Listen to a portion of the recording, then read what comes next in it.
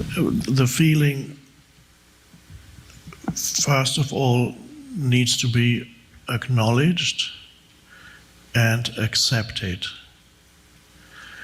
You can't start with letting go, so you have to start with acknowledging it and accepting that it's there, because it's part of what is, the isness of the present moment. Mm-hmm. Whether it's an external thing or an inner thing, it is what is. And to deny or to argue with what is creates suffering. So you acknowledge, you accept that it's there. Then, how much time you need to be with it varies from person to person, and what kind of a feeling it is, and so on. And then the question arises, what is the link between that feeling and your thought processes? The person needs to find out whether the thought processes keep that feeling alive continuously, whether they renew by playing out, for example, a past scenario in their minds, by reviving memories from the past, by dwelling on certain narratives that are painful, repeating them in their minds. That gives renewed energy to the feeling. Mm-hmm. So the most important thing is to be aware of both levels. What's the level of my thinking? How does that contribute to the perpetuation of what I feel? And so you also then acknowledge that, these are the habitual thought patterns that go through my mind in relation to the feelings. And then you would begin to realize that the letting go, the most important step in letting go of feelings, is to cut the link between your thinking and what you're feeling. How do you do that? You do it by being aware of your thinking and realizing that that thinking is pain. It feeds the old feeling, and the narrative, whatever it is a painful narrative, and you realize that you've been keeping it alive for some years, and there's enough awareness, you realize that it has no purpose except to make you unhappy and to perpetuate that feeling. However, you need, and this is how you can help, or any counselor or therapist or spiritual teacher can help the other person by observing the feeling and seeing how the mind, the mental narrative, has both the mental narrative and the feeling seem to have a life of their own. And if they have been in there for a long time, they don't want to go. What they want is, they want you to be identified with them. They don't want you to be conscious of them. So this is really the mind aspect of the pain body and the emotional. The pain body is predominantly an emotion, mm-hmm. but there is a mental aspect that the pain body needs to rise up into your mind in order to feed on certain types of thinking, in this case the old narrative. So you also need enough awareness to know that this thing does not want to go, because there's a momentum behind thought patterns that have been active in your mind for a long time. So there's a momentum behind it.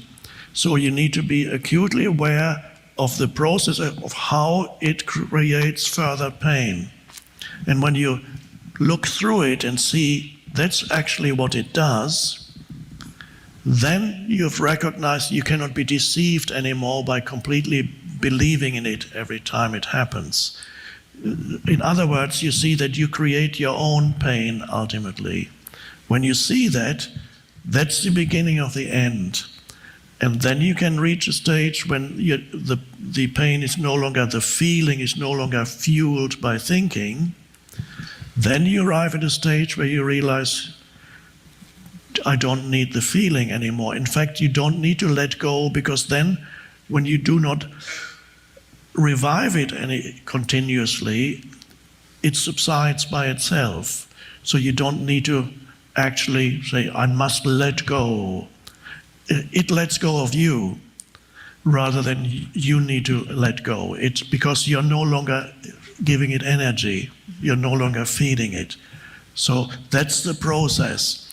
So you need to let go is a bit like saying you need to forgive. That's another one like that. You need to really need to forgive. Okay, I'll try. Have you forgiven your parents? Yeah, I think I have. But the forgiveness again is in a similar way happens naturally when first of all you realize that no human being can act beyond their level of consciousness at that time when they acted. So if you haven't forgiven your parents, then you can see they behaved the way they did because they could have done otherwise. My father, for example, I loved him dearly, well, especially after I became conscious. And before I became conscious, I had a love-hate relationship with him. And I found him very obnoxious, but there was love there too, emotional love. But then, when I was free, I could love him unconditionally, and then I could see that pattern in him that produced so much, gave me so much pain, his uncontrollable anger. Mostly, fortunately, not directed towards me, but directed towards my mother.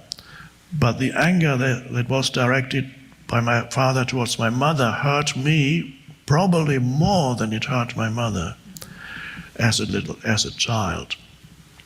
And his anger was so explosive, it could flare up at any moment. So we were always walking on eggshells. And when I was 7, 8, I already knew. My mother seemingly never learned it. I already knew what comment that she made would immediately produce the anger. I knew that when I was 7, she never learned it. And so I was ready, I was listening to my mother saying, oh no, she's saying that.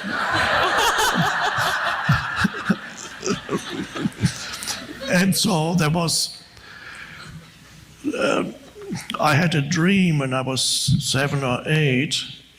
I was asleep and had this dream, and in the dream, there was a bag under my bed, and in that bag were the body parts of my dad. I had cut him up and had put all his body parts in and hidden it under the bed. So the actual cutting up wasn't in the dream, that had already happened somewhere else. You're just cleaning up? Yeah. So I was pushing him under my bed, and then still in the dream, at that moment, I heard the front door opening, and my dad was coming in, and I ran towards him and gave him a hug. So that shows the conflicting feelings. And then later I realized where that anger came from. I don't need to go into this. Of course, it goes back to childhood, how he was treated in his family, the 7th child, the youngest child. Nobody wanted him anymore. The mother was tired. He wasn't given much attention, not treated well by his female, his sisters and so on.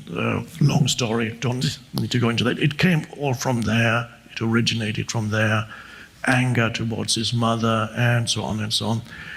And later I realized he could not help himself. He did not have the awareness. He was got taken over by this anger. And the moment I realized that he acted according to his level of consciousness at the time, I didn't need to forgive anymore because there was nothing to forgive anymore. And that's a beautiful thing. So again, similar to letting go of feelings, when enough awareness comes in, the feeling lets go of you, or becomes transmuted into something, an energy field that is good. And so forgiveness, again, cannot really be practiced in the same way that letting go can't really be practiced. It just happens, and then that's how it is.